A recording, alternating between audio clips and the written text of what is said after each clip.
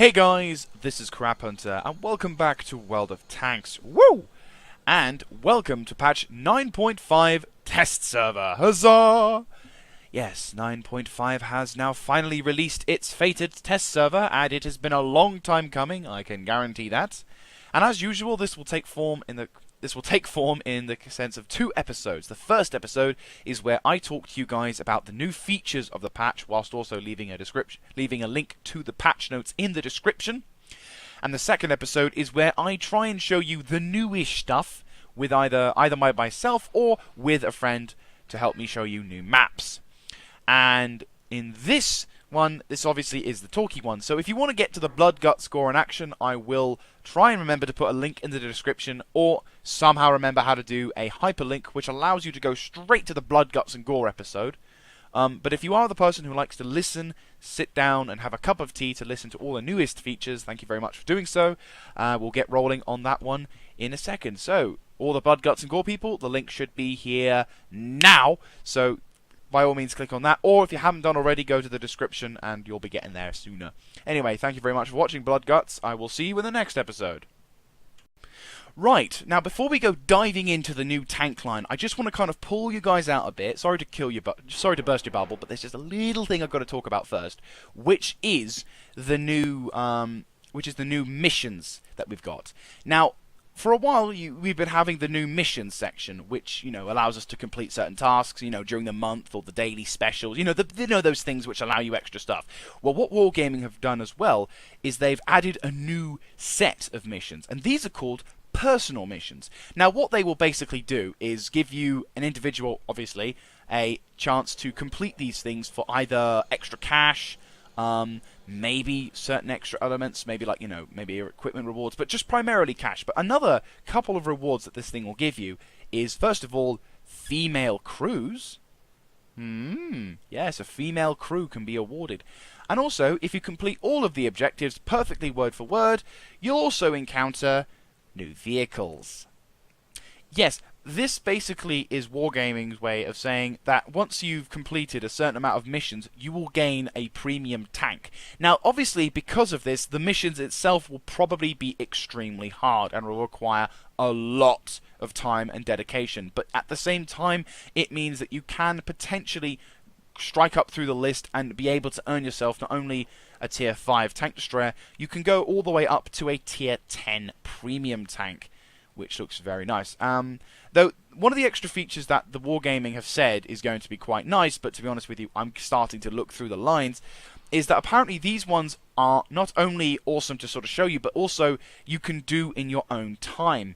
Now, as much as I can say, yeah, that sounds fantastic, I am going to kind of throw a bit of a suspicious curve your way, because they're talking about a campaign or a session, which means that there is going to be a time limit, but obviously, it's going to be a session where these things will be available, and then they'll make another session where it's not available, or it could be that they're going to add more, and that these things will still be here by the time we come back. We're not entirely sure, but suspicious eyes are there. So if we go to the campaign rewards section, you will see that at the moment there are 4 tanks on display: the Stug 4, the T28 HTC, the T55A, which is a German counterpart because the East Berlin Germans, yeah.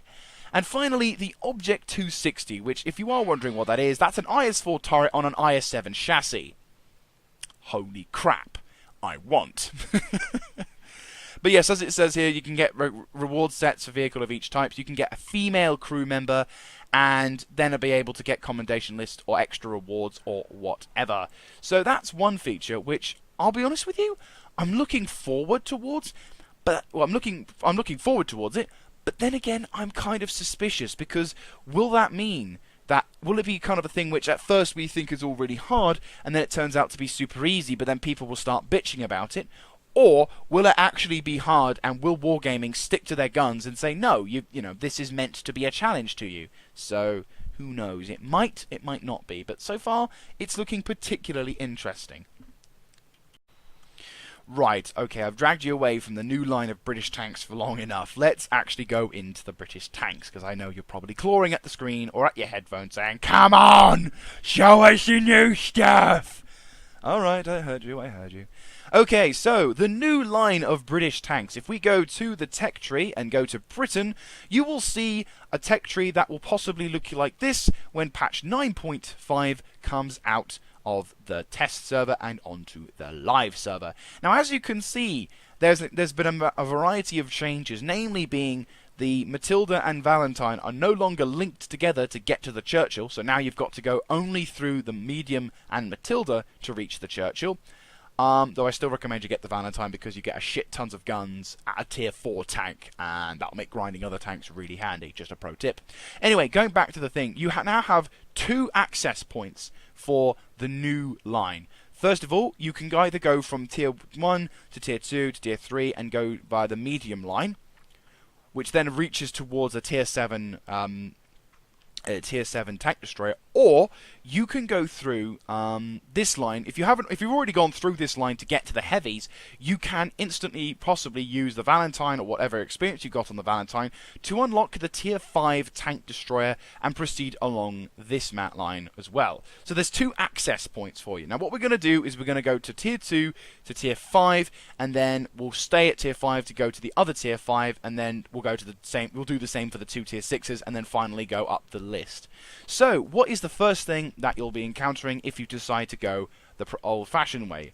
This is the first thing, and yes, I have no idea why there's a Balkan Kraz. I can't remember the name. I had it in my head for a while ago, but yeah, basically this is a British tank under German rule, clearly, and this is the M2. If we have a little look at the vehicle there, this is the American light tank, the M2A4 variant.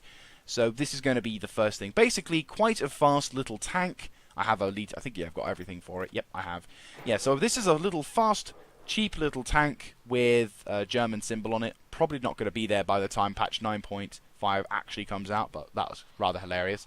You also receive this gun, the 37mm M5. Ridiculous rate of fire. Okay pen. Pretty okay damage. 0.47 accuracy and a 2.1 second aiming time. For a tier 2 tank, this'll do. You know, it's meant to be a fast little nipper and runs about. Little to no armor, so well, that's actually not a bad armor for a tier 2 tank. Not great, mind, but, you know, not bad. And pretty decent signal range. Gets a tier 5 radio, which is not bad.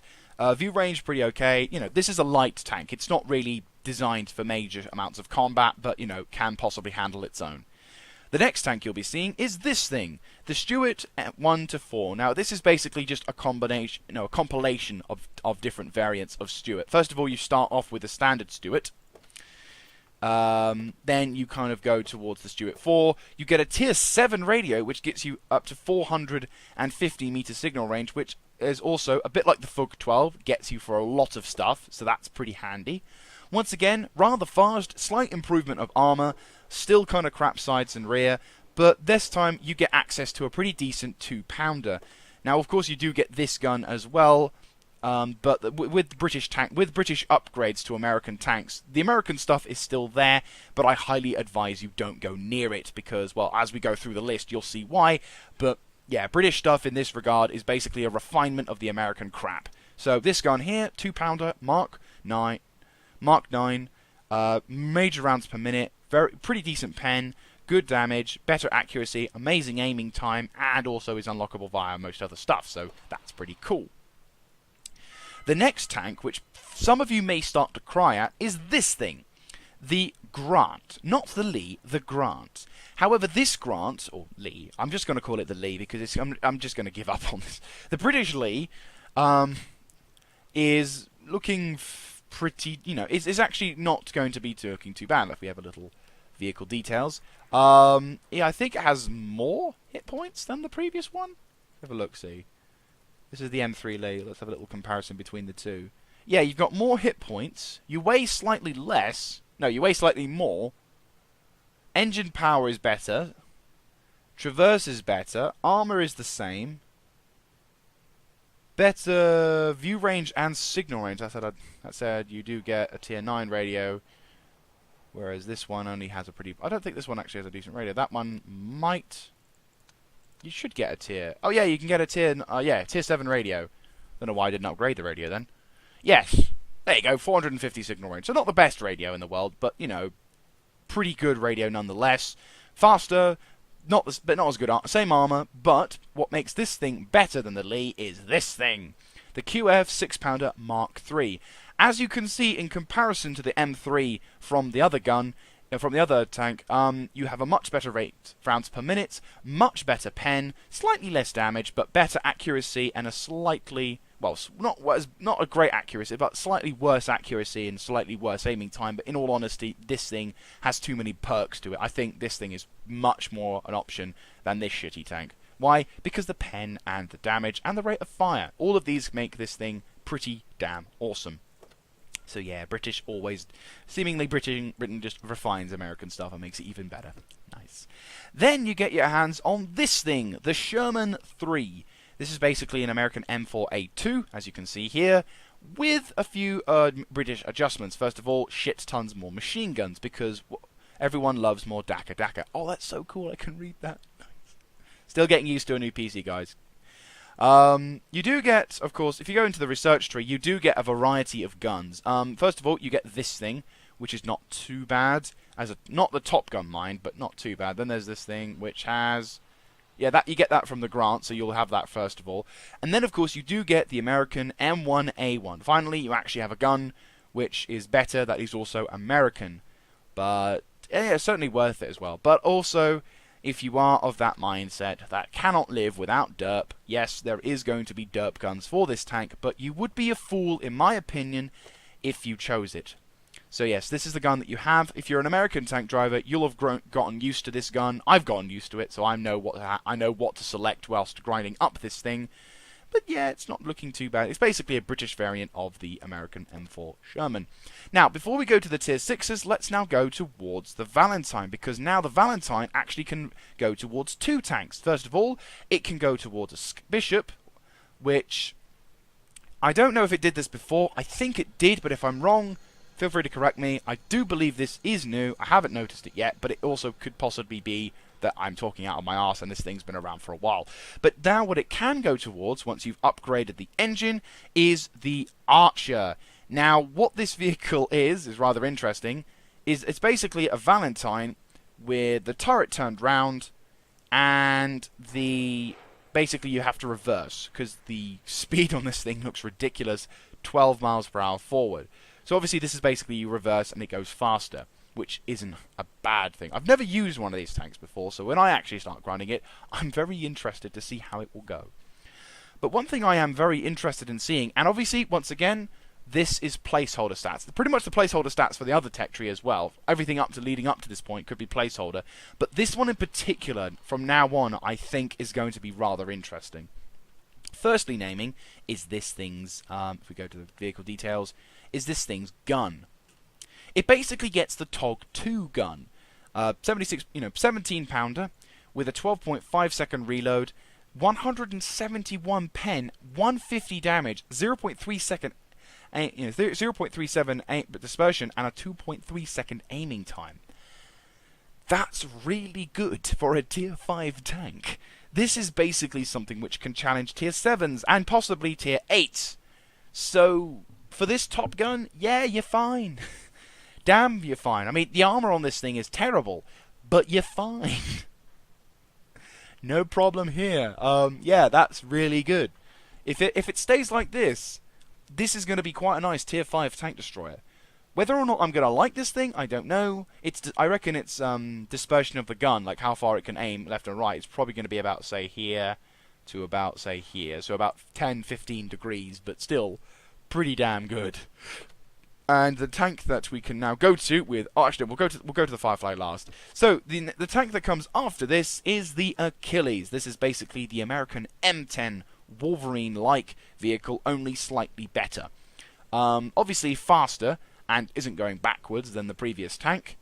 Do I have everything topped? Yes, I do. It also receives the 17 pounder. So, you're not having... When you're grinding through this thing, if we go to the research...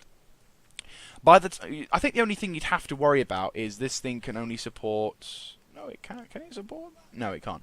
Right, so yeah, once you've researched through the Archer and gotten to this, you'll have to work with the stock turret for a while, in which you'll get this gun, which isn't great, but obviously it's certainly enough for you to survive. Once you've gained this, you then possibly get this gun once you've upgraded the turret. So you don't have to worry about grinding the guns, you'll just have to worry about grinding the tracks, the engine. Forgot I had that. Grinding the tracks or the engine, and we have to worry about grinding tracks, engine, turret, and then boom, you're sorted, because you've already unlocked that. And now, yeah, you can go up to 48 kilometers per hour. So, pretty decent. I like the look of this tank. It looks very, very nice. Now, onto my absolute favorite tank of all time, the Sherman Firefly.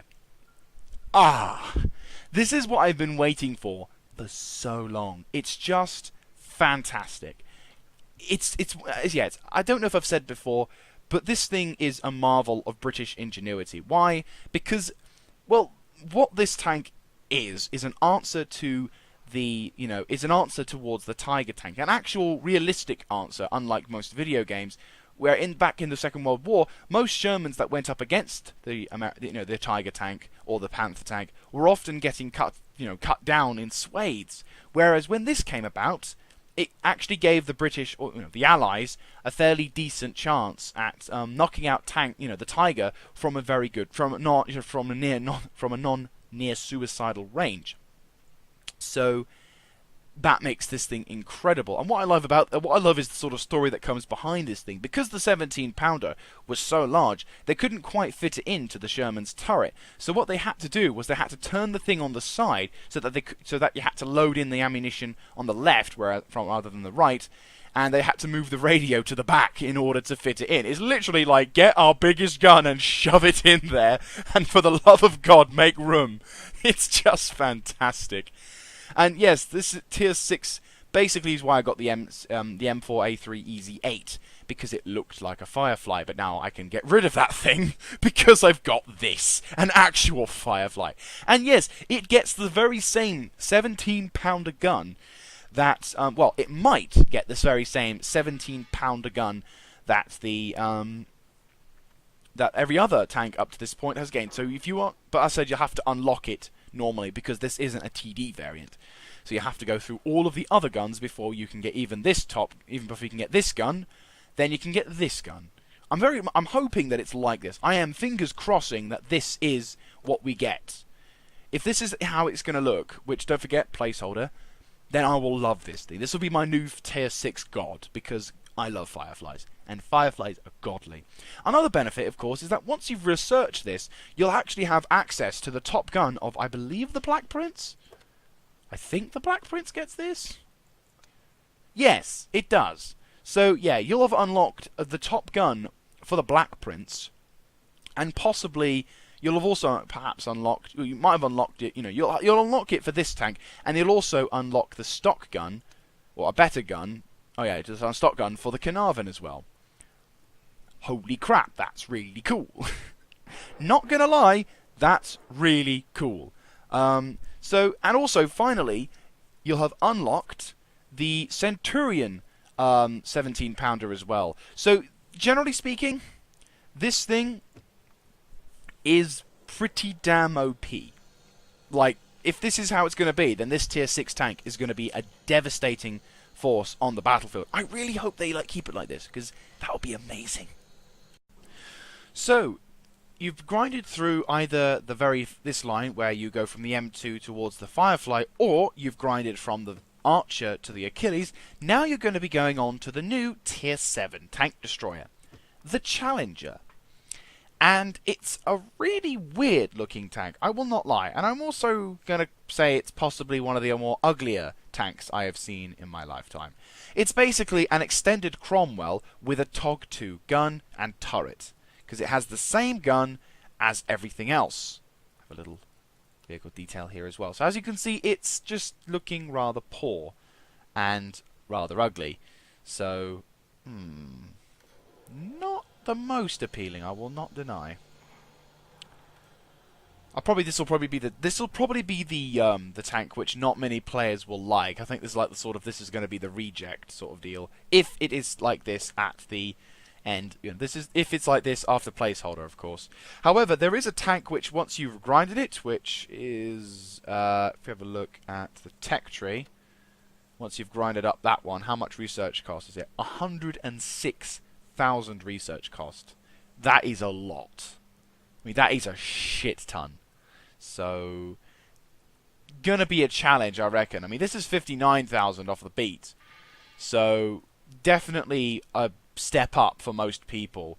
Once you've got this, though, this is the Charioteer. And, once again, I'm going to say placeholder stats, because this is possibly going to be the more, if it is allowed in the game, one of the more controversial tank destroyers. But if it isn't, which as I suspect it won't be, then it will just be a really powerful tank destroyer, which is relatively decent and mobile. Once again, Cromwell chassis with this gun. Yes, that's the top gun, tier 10 gun on, I believe, the tier 10 medium tank, or I believe also the Centurion Mark 7-1, if not just the top gun there, because just look at that. 268 pen, 390 damage, 0.35 accuracy, and a 2.5 second aiming time. This thing is basically a tier 8 Hellcat. If we have a look at the stats, you'll also note the very poor turret traverse, but good speed, good maneuverability. I mean, this is going to be ridiculous. It's got no armor, but it won't need to worry because it's got this gun, potentially got this gun. If not, you're going to be getting probably this, which isn't as good, but certainly isn't bad. Better rate of fire, good pen, good damage, same little bit better aiming time, but the same accuracy. That's pretty good. That'll be certainly something I want to grind for, though the Challenger is going to be a pretty hard thing to go through. I'm not going to deny that. Now, onto the tier 9, and this thing is starting to look, I don't know, this one kind of looks like a realistic viewpoint. I mean, it's got little to no armor. It's on the chassis of a Centurion. The turret armor isn't bad, but it is a big target. The gun is the same as the turtle tank. Another cool feature, though, and this is possibly why I'll go down this line more than ever, is because the moment you get the tier 9 Conway, you automatically unlock the Tortoise's top gun. I mean, that's just ridiculous. That's just, what?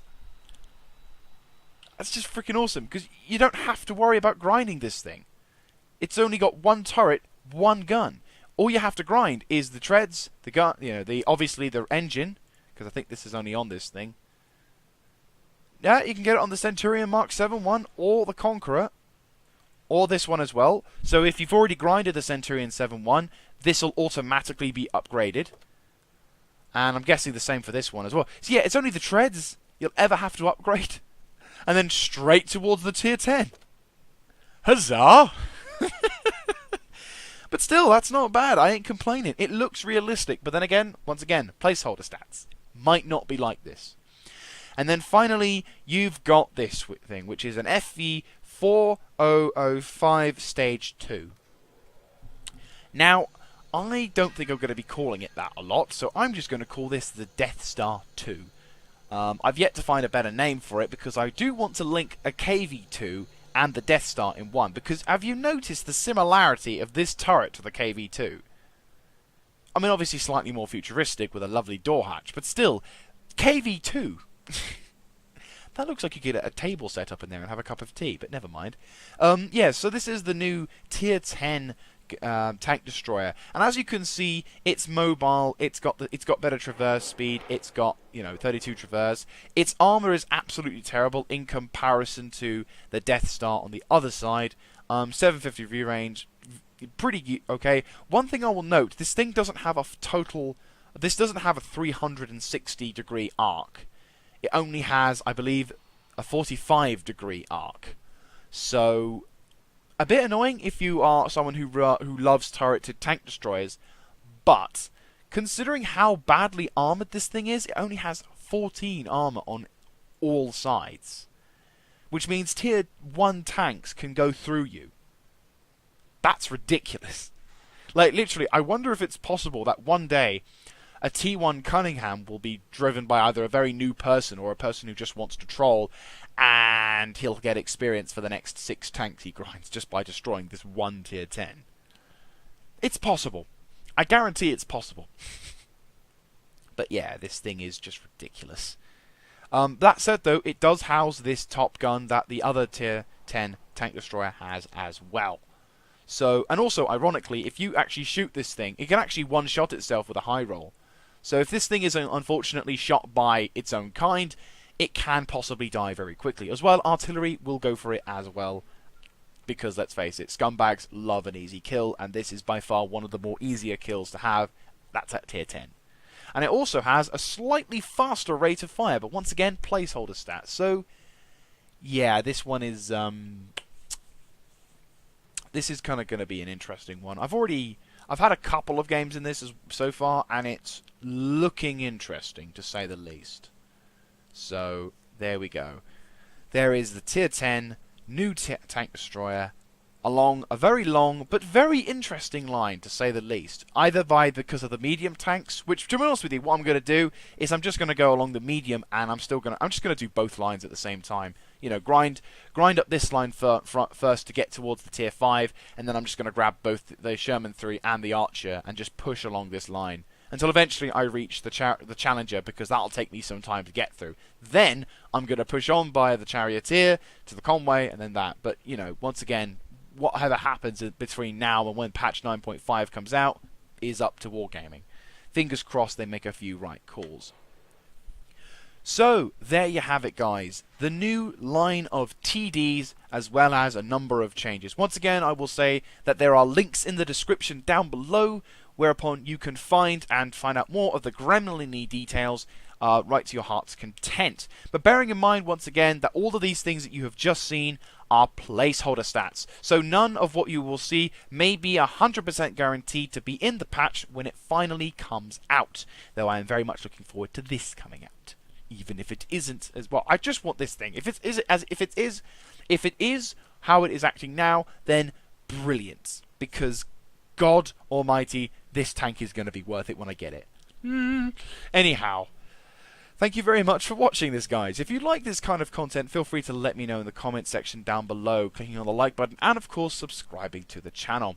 If you yourself are a World of Tanks player, a YouTuber, or a YouTuber who does World of Tanks, feel free to let me know in the comment section down below if there's anything I could do to improve the commentary, gameplay, or video making to make the next video even more awesome than the last. Thank you very much for watching this, guys. This is Crap Hunters signing out. I'll catch you next time.